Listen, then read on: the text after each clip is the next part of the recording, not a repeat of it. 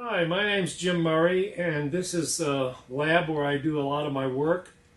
I think it's an interesting possibility that this could develop into some very important progress for mankind in general. So as a result of that, I thought it would be a good idea to give a little overview of what I've been doing and what this is all for. I started working in alternative energy projects when I was 19 years old. I'm now 66, and I have spent a lot of time and a great deal of money coming to an understanding about things which most people do not choose to investigate. The result of those investigations is the type of equipment that you see all around you in this room. I'm going to be going over some of the aspects of those inventions and discoveries as we progress through this presentation. But basically, I think I should open by saying that my intention here is to demonstrate the possibility in the near future of having machinery with efficiencies that are absolutely unheard of. These things can be accomplished without violating any physical law, simply because of the fact that some of the things that have been discovered here indicate that not all of the losses which are the most parasitic in nature have actually been identified and included in the average engineering approach to the design of motors and generators. So with that, let me bring you over to the earlier section of the work I've done, and we'll progress from there.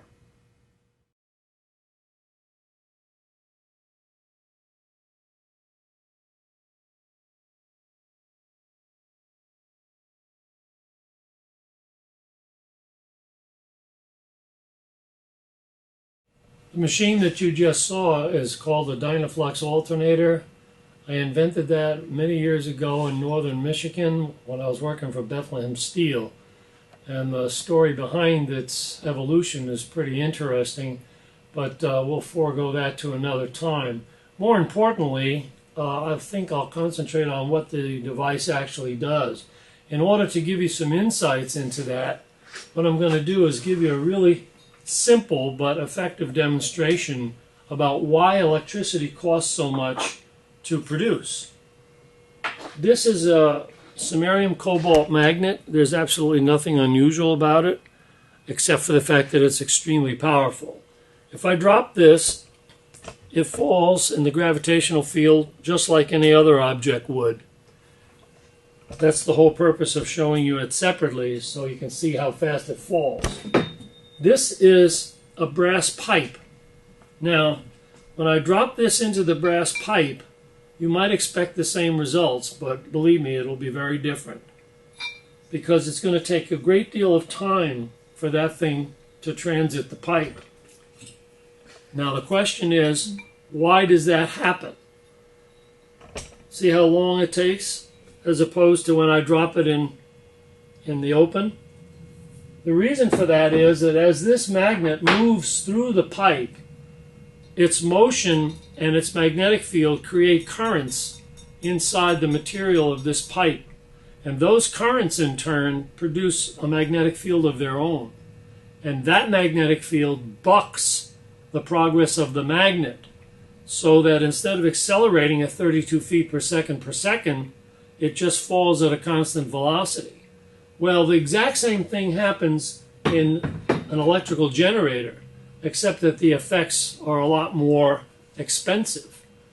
Let me just get an armature for you to look at. This is a standard armature removed from the kind of generator that you might have being turned by a gasoline engine or a little diesel engine, something like that, so for auxiliary power in your home, for instance. You'll notice that there are coils embedded in the material here. And as this rotates through a magnetic field, there's a voltage produced in these windings. That's in concert with Lenz's law. But also, what happens is the minute you close the breaker and take current out of this device, forces appear which attempt to cause this to motor or to twist as a motor in a direction opposite to that which you are attempting to turn it. And so the prime mover, your gasoline motor or whatever it is you're running this with, then has to labor to overcome this back torque or this reverse torque in order to continue this thing turning at a sufficient speed to give you the voltage that you need to keep the current flowing. In very simplified terms, that actually is the reason why it takes so much power to turn a generator. Or, to put it in more succinct terms, the power in has to equal the power out. There isn't any advantage that you can seek which will increase the overall efficiency or reduce the amount of fuel that you're consuming. But that's only true of this particular geometry. Now I'll demonstrate a different approach.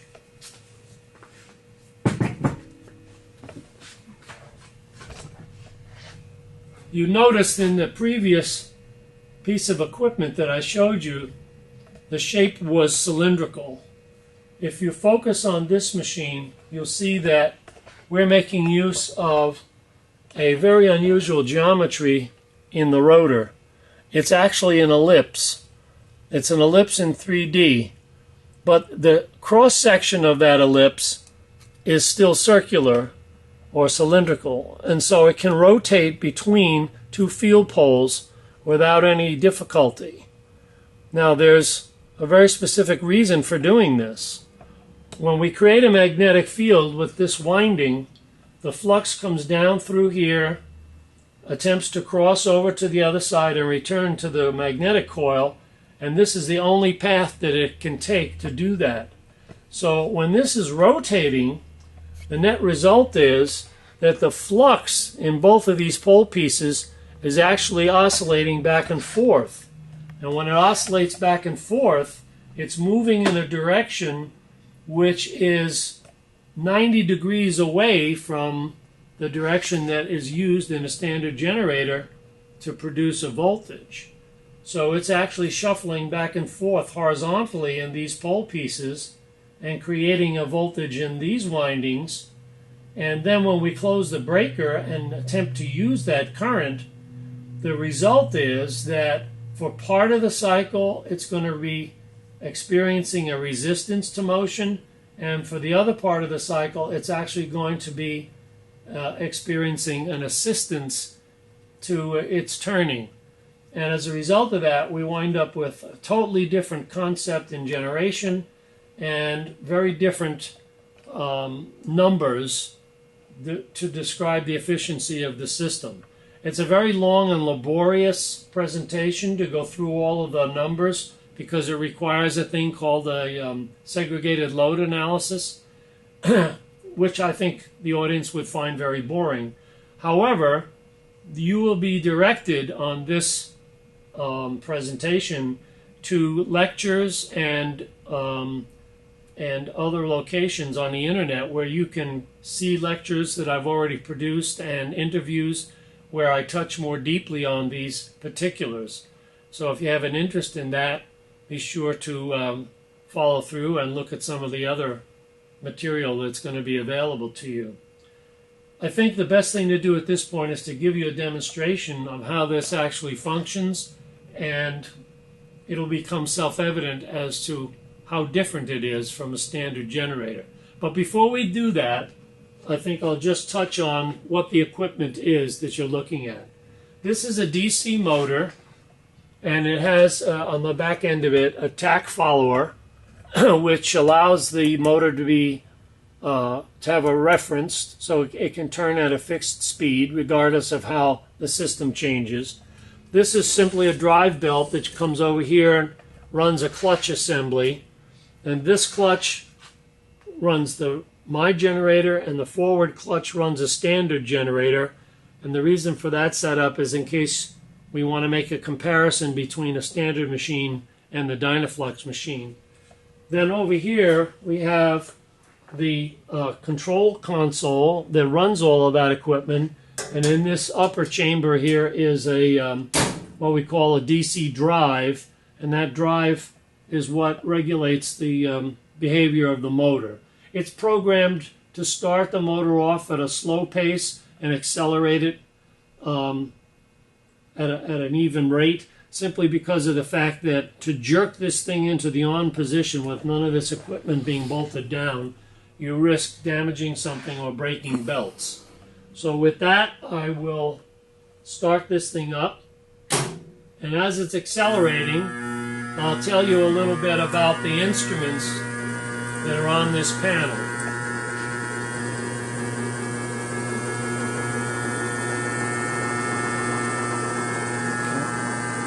The top meter here is your input voltage.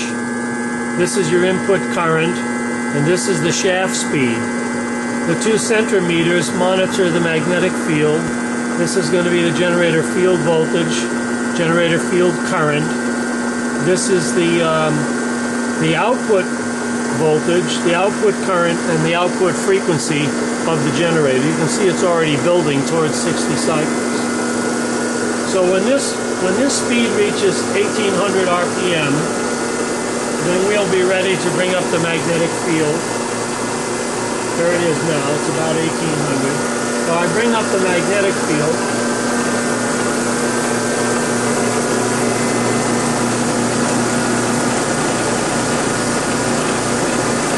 And now we're actually generating the voltage. You can see there's 24 volts coming out of that machine. And when I turn this breaker on, the two floodlights over there will assume the electrical load. So those lamps are now being powered directly by the energy that is made available by the rotation of that machine. And if we had run the other machine first, we'd be able to contrast the behavior between a standard generator and this machine, and you'd see that this hardly presents a load of any sort whatsoever to the prime mover.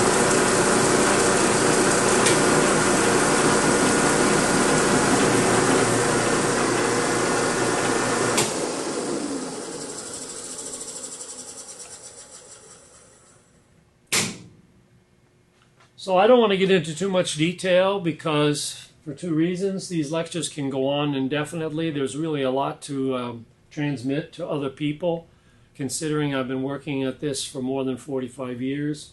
So rather than bore you to death, I think it's more interesting to keep the thing somewhat superficial at this point and move from one machine to another and explain the benefits and the progress that the research has enjoyed. So with that, we'll move to another device.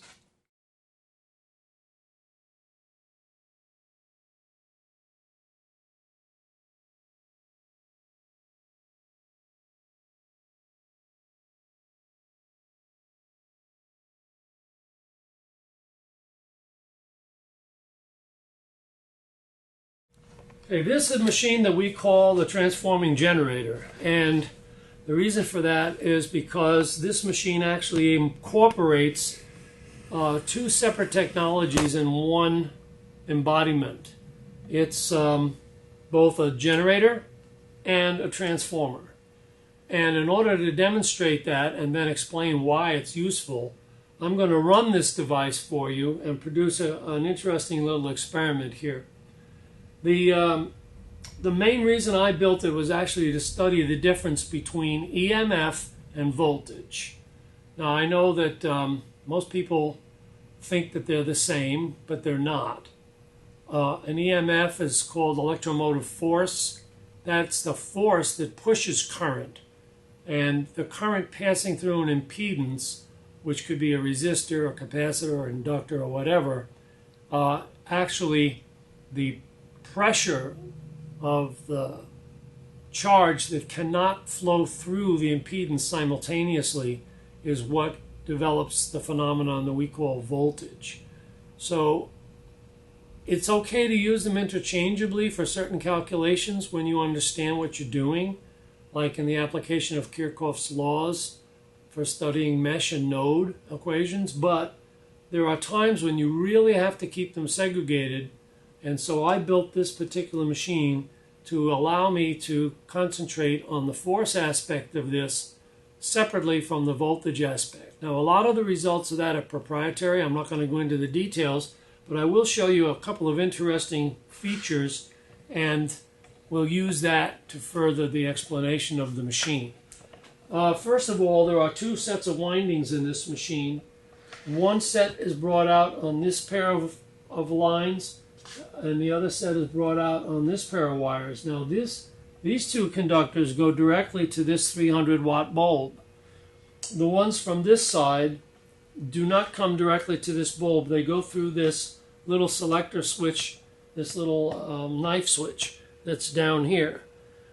One side of that knife switch has a copper bar across it, which essentially constitutes a short circuit. The other side will allow the connection to be made to this bulb. It's important to understand that ahead of time so that you can grasp the significance of the demonstration. So with that, I'm going to bring this guy up to speed. I'll be using a RPM meter to set the high end of the RPM so that we don't blow any fuses.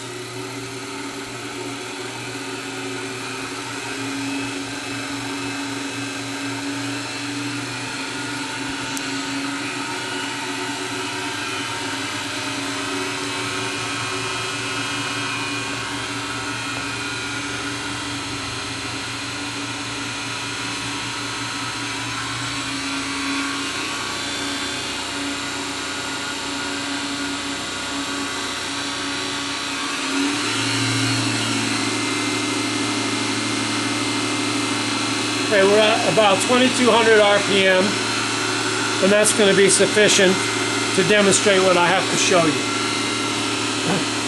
So the next thing we're going to do is turn up the field on the generator so that it starts producing a voltage. You'll notice a glow will appear in that lamp over there when we reach a certain setting. There it's starting to glow now. I'm going to take this meter and we're going to do a couple of voltage measurements just so I can make a point. First, I'm going to turn the lamp off. So now there's no load on that particular winding. We have 59.2 volts, almost 60 volts. Now if I turn this lamp back on,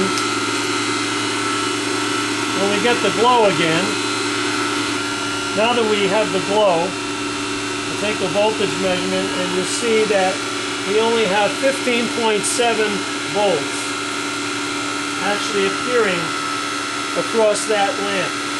15.6, okay? So most people would say, well, we just had 60 volts there, where did the other 45 go? It's actually sitting inside the generator across the windings in a phenomenon known as inductive reactance. It's actually consuming that other amount of voltage so that it cannot reach the lamp. Now, normally in a standard generator, the way they get around that is they have a whole series of windings and they connect them all together. This machine only has 2 windings, and I'm going to be able to put the full production voltage into that lamp just by making a slight change in the circuitry. You notice all the controls are underneath. I'm not going to touch a thing under there. So the setting on the field is going to remain absolutely the same. But I am going to close this little switch, as I mentioned to you before, and we're going to go first to the short circuit, which is a copper bar that's placed across the output of this switch. That's going to cause a current to flow in this winding, which will change the magnetic coupling coefficients between this coil and that coil, and it's going to release the full potential of that coil into the lamp. See that? Now the interesting thing is that this side of the coil to that side appears as a capacitor, and that's the reason it can do that. It actually resonates that winding, which means it gets rid of all of its resistance to the total amount of flow of electricity. But if I put this to this side, you notice now both lamps come on, and that's because this side opens that side of the generator, and this side opens this side of the generator, allowing the total amount of power that's being created to flow into the lamps.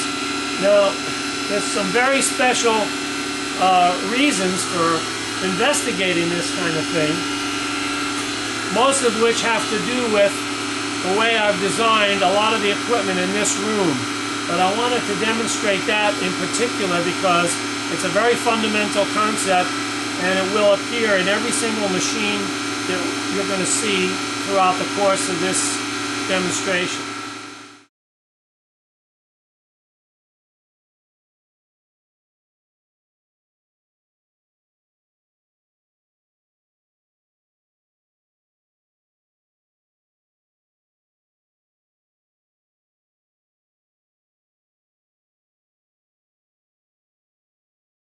So this little mechanism here is referred to as the SERPS unit, which stands for Switched Energy Resonant Power Supply.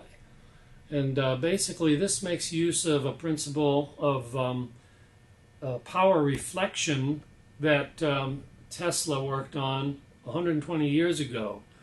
And it actually forms the basis of at least part of each of the machines in this room, whether they're totally electromagnetic or whether they have electronic controllers associated with them. So the basics of this, just bear in mind, will be reappearing in most of the other equipment that we show.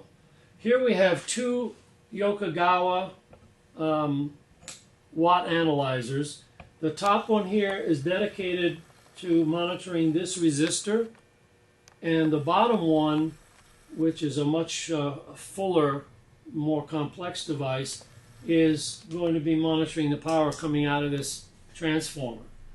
And basically what this equipment does, there are some special switches on here which switch the circuit configuration at certain ideal moments, and that's all done under the guidance of an embedded processor which resides in this little case here.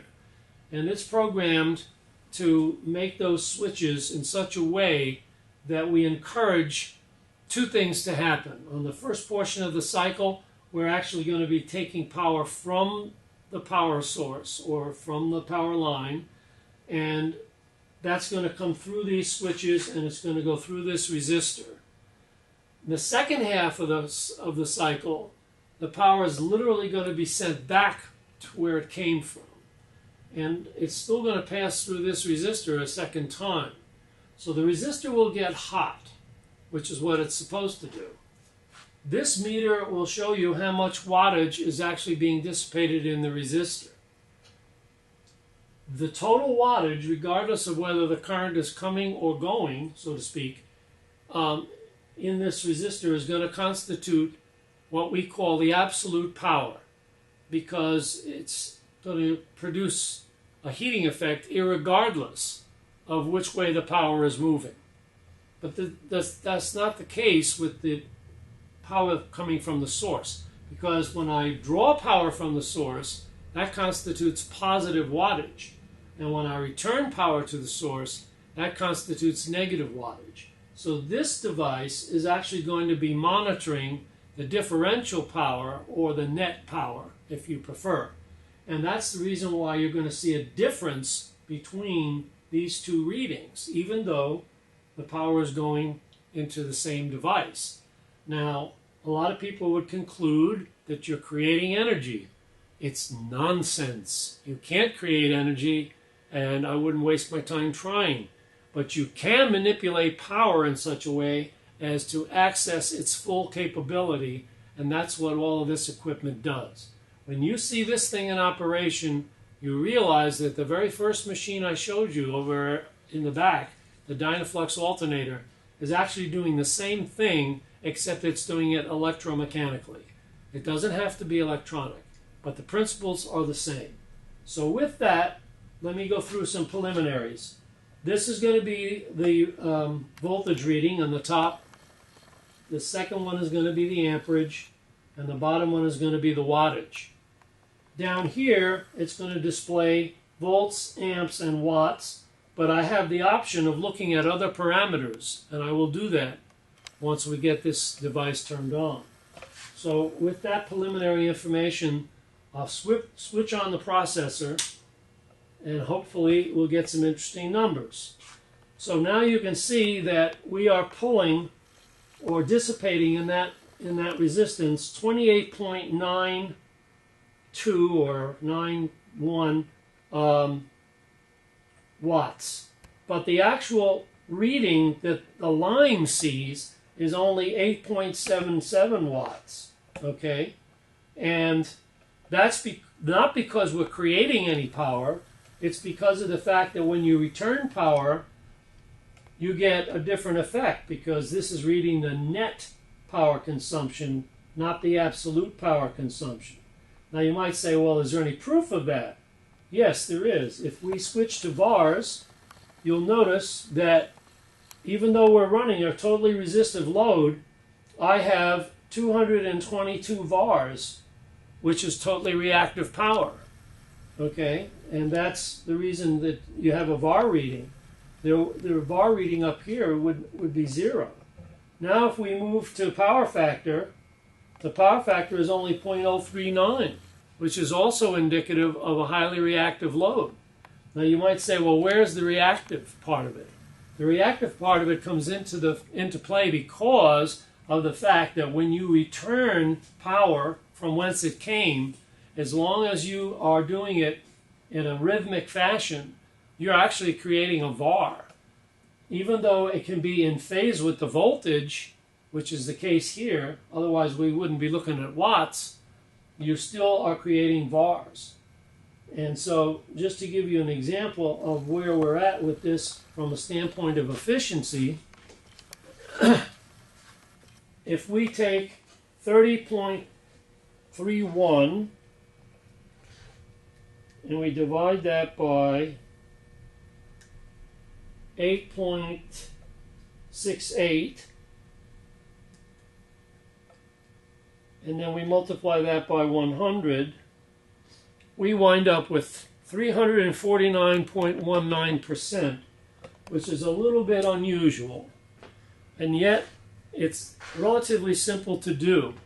It actually can be done, and the only reason why this particular circuit wouldn't be applicable to general households is because of the fact that that low power factor would be a reason for the power company to penalize you, and they would charge you just as much or more for having a low power factor, irregardless of the fact that it would be saving them money. They don't want it to save you money. So the point here is that by using this type of technology internally, we can secure higher efficiencies on other devices that will allow you to enjoy a reduced utility bill without aggravating, might be a good word, the local power companies. So with that, we will now move over and do a demo that actually shows this feature in operation.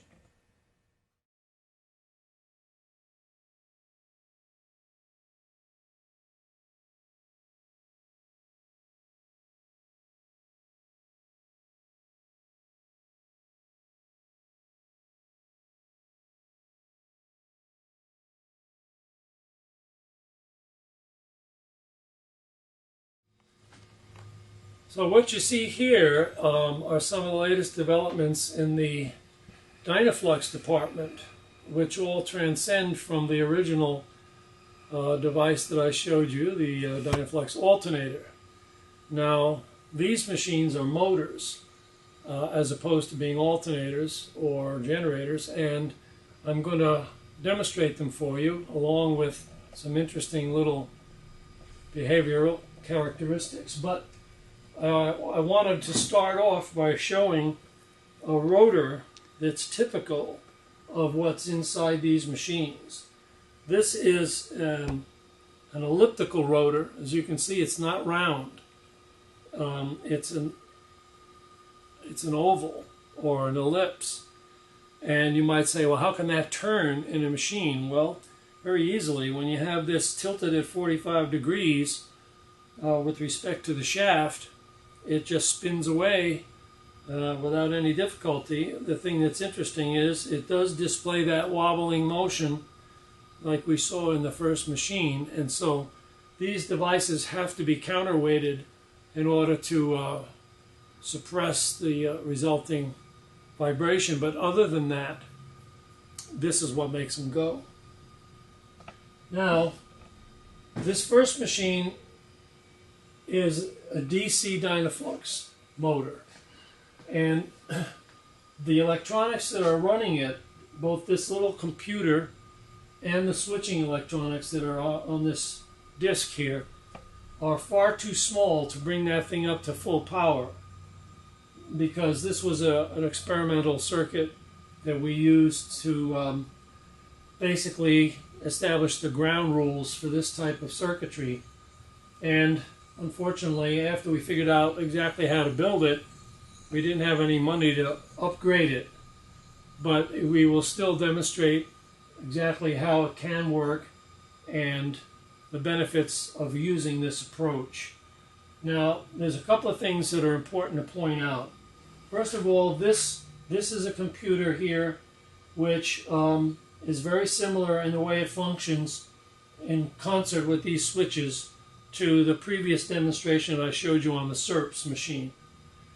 This is the motor itself, and this device here is the shaft position indicator, which, as you can see, is wired directly to the computer, and it sends signals to the computer telling the computer where the shaft is in space, and as a result of that, the computer can then make use of certain algorithms and decide when the best moment for switching and reversing the power flow. Now, in this case, since we're not attached to the line with the motor, the power that's going to be reversing its direction is the power that's coming from the feed and going into the coils or coming back out of the coils. And this device here is what monitors that and controls that. So there's two modes of operation here. One would be to just run the motor directly, in which case the recaptured power, which is trying to oscillate back toward the source, is going to be directed into this big lamp. And so it has to be used up with this type of a system, or else you're going to have a problem blowing up your power supply, which we certainly don't want. So initially, when this thing revs up, you will see this lamp come on. Now what I'm going to do at a certain point is literally turn that lamp off, and when we do, you will actually be able to see the effect of what happens when that power, instead of going to this lamp, is actually sent back to the source. And that will be monitored on these 3 watt meters. This first watt meter is the actual power going into the motor itself. This is the recovered power, which is going to be coming out of that light bulb. And this is the actual power drawn from this power supply. So I'm going to have the cameraman focus on this during the course of this demonstration so that you can see the effect of making this transition from using the recovered power just to light the light, as opposed to sending it back to the source for reuse. So with that, I'll start up the motor. Now, you can see that there's a small leakage voltage already appearing on this voltmeter here. That's simply because of the fact that this variac doesn't go completely off. But this other voltmeter, which is connected across the recovery channel, is showing 0. So what we're going to do is bring this power up to the point where we've got about 30 or 40 volts. And then I'm going to give the motor a little kick, because this is not a self-starting machine. And as she starts to turn, you can already see it's recapturing power. The power that's lighting that lamp has already been used to turn the motor. So we'll bring this up to about 100 volts on the recovery side. And then we'll take a look at some of the readings on the watt meter here. Okay, so you'll notice that this watt meter is a little above 150 watts. We're reading the bottom scale. The recovered power is about 95 watts, which is winding up in the lamp. And this wattage is 150 watts being applied to the motor. Okay? Now what we're going to do is deliberately switch off the lamp. And when we switch off the lamp, you'll hear a little noise, which is the DC to DC converter actually taking the power that was going into this lamp, converting it to a different DC potential and sending it back to the power supply. Now, since we're going to be using this power over again, you want to watch what happens to this first meter when we shut off the lamp. Let me know when you're ready.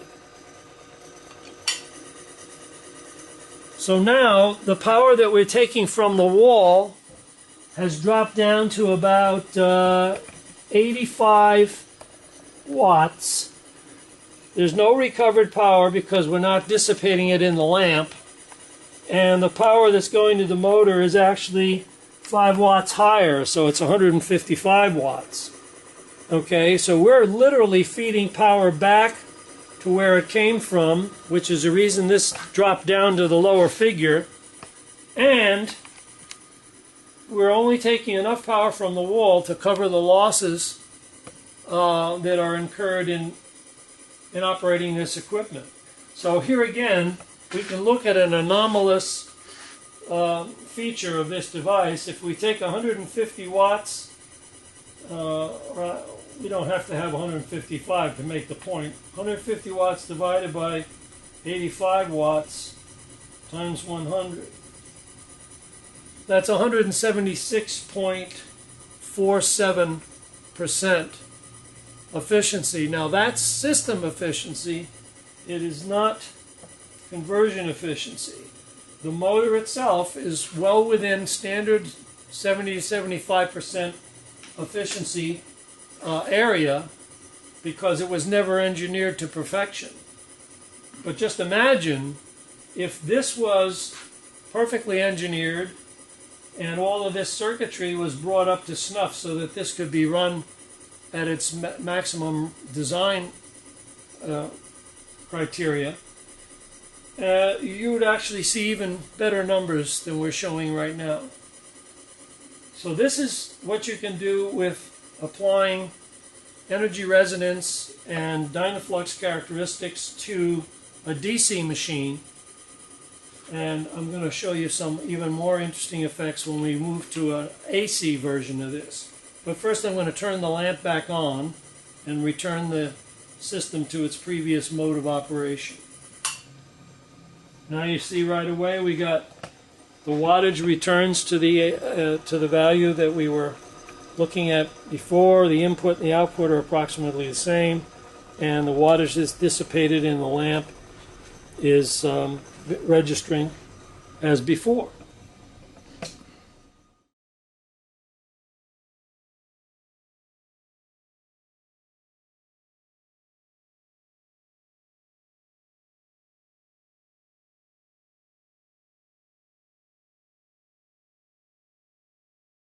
Okay, the equipment that we just showed you in the film is actually a AC version of the Dynaflux principle. The small machine here is the one I'm going to demonstrate next. And the purpose of this demonstration will be to highlight the fact that it is possible to have rotary motion with a three-phase field and produce very, very small amounts of back EMF. Once I've made the illustration evident with this device, I'll then do the same thing with a much larger motor, but I won't be able to grab the shaft on that motor because I'm very attached to my hands. So I'm going to focus primarily on the small motor for the more rudimentary demonstrations. Now this motor does not have internal balancing, so there will be a limit to how fast I can make it spin and keep it on the table here. But let me bring it up to speed. Right away you can see the amperage building. It's already pulling 5.77 or so amps. Now the interesting thing is it'll pull that same amount of amperage whether it's running at high speed, low speed, or no speed. So I'm going to grab the shaft, and as I slow the motor down, you'll be able to see that because there's no back EMF in this motor, or very, very, very little, that when I slow this down, there'll be a very, very small change in the current, even to the point where I can seize the shaft. So now the shaft is seized, and we've got 6 amps flowing.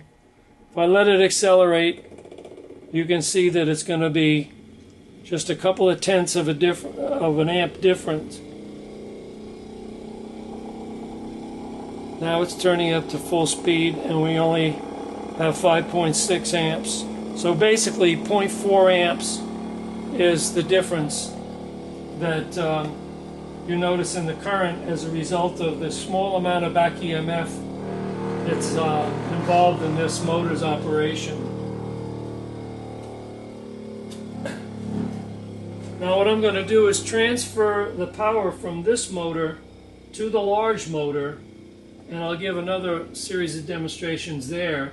But that motor is going to be demonstrating a feature called compound resonance, where I actually cause a beat to appear between the line frequency and the angular frequency of the rotor.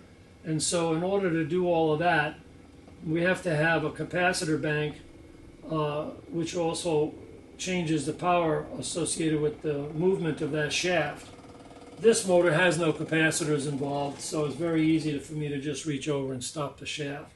I wouldn't recommend trying it on the large machine.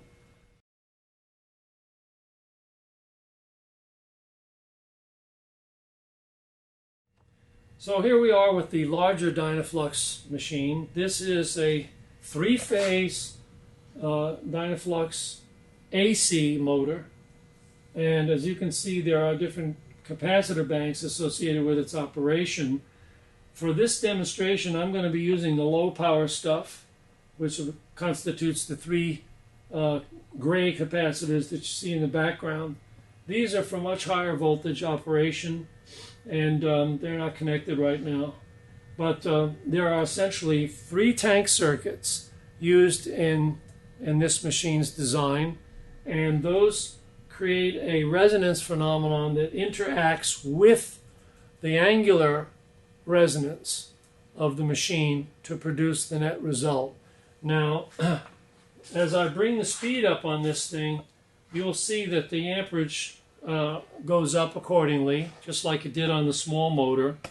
The difference is that if I didn't have those capacitors on there, it would take about 1500 volts to run this motor with the type of internal reactance that it has. But we're going to be doing it around 100 volts. So that's one thing to bear in mind. And the other thing to bear in mind is that this thing has some really unusual load characteristics. I'm not going to be able to show any of that because we need the pony brake or the dynamometer, and I need a whole host of equipment that's not set up for this. But just to give you a taste of it, this is a synchronous motor, and one of the more unusual aspects of it is that it's self-starting. So in a lot of synchronous machines, you're going to need an auxiliary device to start it with, either a mortise or winding or something of that sort. I can just do this by bringing up the voltage. So that's what we'll do first. This motor is a little on the loud side considering its size, so we're probably going to have to shout a little bit to get some points across, but I think the majority of the information will be self-evident.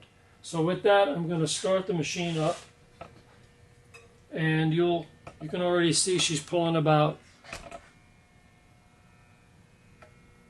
an amp now. There she goes, she's starting to rotate. 1.9 amps.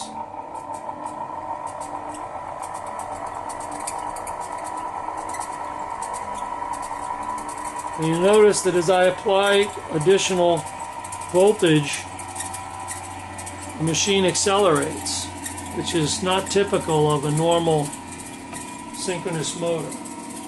But anyway, when we get up to about 6 amps, you'll be able to hear a difference in the tone of the motor. You'll hear that beat frequency, if I can let you listen to it. And then all of a sudden it'll switch into full resonance, and you'll see the current jump about 2 octaves in the process.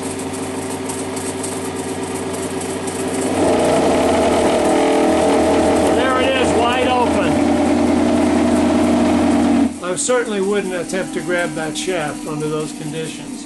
So it jumps from about 6 amps to 18 amps, and the voltage is about 100 volts. And if we took those caps off the line there, it would take about 1500 volts to run this motor. Now this motor is not yet fully engineered. It's got some problems, but it's very, very worthwhile in terms of its applications and the type of efficiency that it's capable of delivering. Right now, the biggest problem we have besides money is the fact that these laminations are not adequate for the way in which we're using the magnetic circuits. And we're going to have to invent our own solution to squelch the eddy currents that are involved. But I've done a lot of experiments with different materials and different arrangements for the salient pole projections, and I believe that the solution is very doable. It's just a question of the fact that we need a good team to concentrate on this and a financial wherewithal to support them.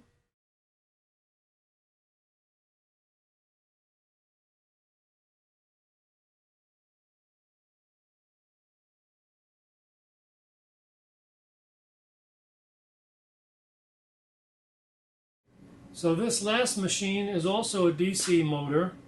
It's a very different one from the others I've shown you, and it's a reluctance motor with a rotating field, and the field is produced by an external switching device, or circuit controller as we call it. This circuit controller is electromechanical. It's actually motor driven.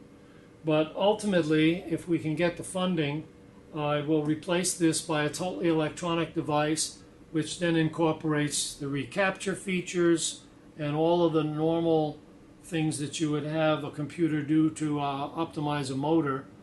And that will allow us to get unheard of efficiencies out of this device. But in its present state, what I can demonstrate, which is pretty interesting, is the fact that you actually can produce a constant torque over a fairly large speed range. What's going to happen if we go too fast with this thing is that it does get out of sync with the controller, in which case the motor loses its orientation.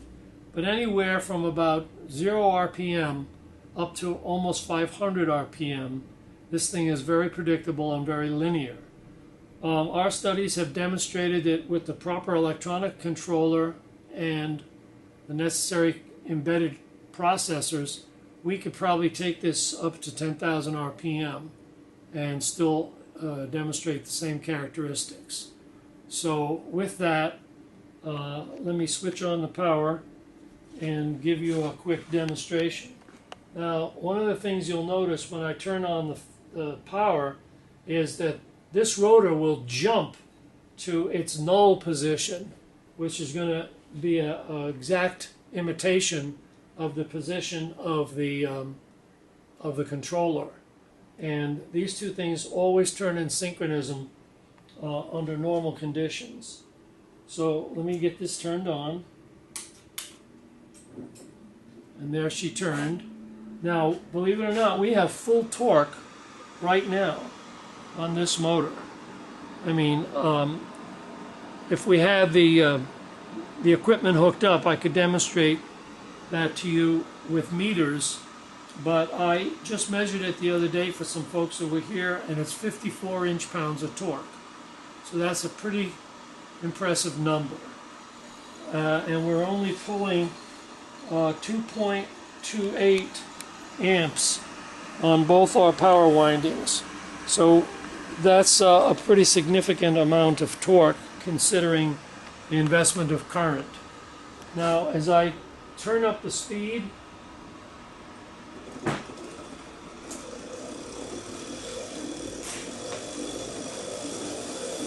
you'll notice that these two guys turn together in synchronism, and the torque is just as frisky as it was before. I can't stop it, and this shaft here is about 2 inches in diameter. Actually, if we applied a pony brake to the larger diameter of the pulley, you probably could seize it, but it would be it'd still be difficult to do. Well, I'm accelerating it manually.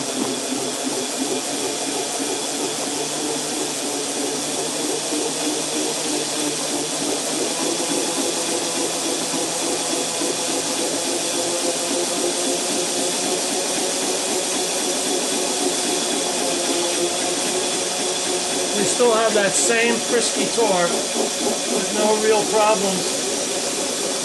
And if I lower the speed, it stays in sync with the transmitter or the controller.